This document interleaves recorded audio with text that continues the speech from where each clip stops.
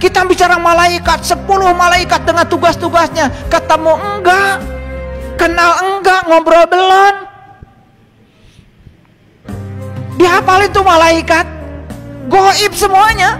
Jibril goib, Mikail goib, Israel goib, Mungkar dan Nakir goib. Gibah nggak? Itu gibah. Semua yang dibicarakan tidak nyata, gibah.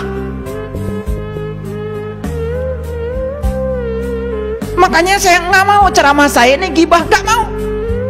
Makanya kalau saya menceritakan setan, saya hadirkan setannya di kelas saya, supaya nggak gibah. Dosa membicarakan setan. Kita akan melihat sekali lagi apa yang disampaikan oleh SK yang sangat menggelikan. SK menarasikan lagi tentang malaikat. Dia seakan-akan tidak percaya dengan adanya malaikat sebagai hal yang gaib. Ini membagongkan sekali. Dia menyampaikan bahwa malaikat itu sesuatu hal yang tidak pernah dilihat, sesuatu hal yang tidak pernah dirasakan dan tidak pernah dialami oleh seseorang untuk melihatnya. Dia seakan-akan mengajak orang ragu-ragu dengan adanya malaikat dan eksistensinya malaikat serta penciptaannya malaikat. Dia tidak paham tentang apa yang dimaksud dengan iman.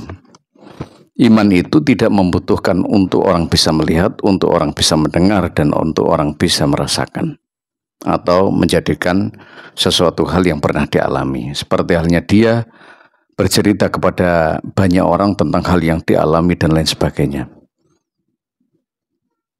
Salah satu hal yang bisa kita petik dari sebuah hadis, mala ainun ra'at wala udhunun sami'at wala khatara ala qalbi bashar.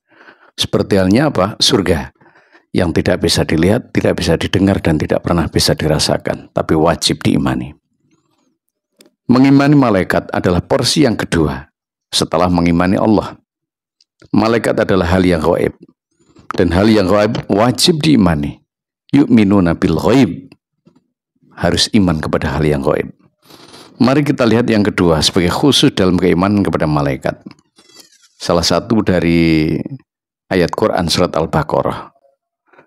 Amanna bil amanar rasulu bima unzila ilaihi mir rabbihi wal mu'minun kullun amana billahi wa malaikatihi wa kutubihi wa rusulih. Coba SK suruh untuk membaca ini.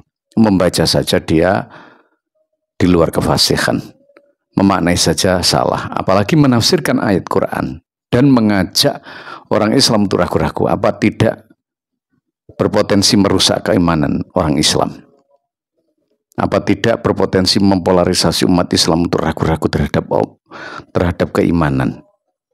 Orang-orang yang percaya dengan sekelas SK ini, dia akan goncang terus, karena SK ini menggunakan akal centangnya, logika biciknya. Wa man i'tada, barang siapa yang menggunakan akalnya saja tanpa dia belajar Al-Quran dari para guru, maka dia akan kacau, dia akan goncang selamanya, dan dia akan mengajak orang untuk goncang dalam pikiran orang lain. Nah, ayat tersebut menyatakan kullun amana billah, dan orang-orang yang iman kepada Allah, wa malaikati, dan malaikat Allah. Malaikat itu di porsi yang kedua setelah iman kepada Allah. Jadi berbicara tentang malaikat yang dianggap ghibah, SK kurang ilmu. Kalau kita iman kepada malaikat, yang jelas kita akan membahas tentang malaikat. Kita akan melihat bagaimana penciptaan malaikat. Kita akan melihat bagaimana cara kita mengimani malaikat, bahwa kita percaya itu harus ada pembahasan. Apakah dia katakan ghibah itu? SK tidak memahami artinya ghibah.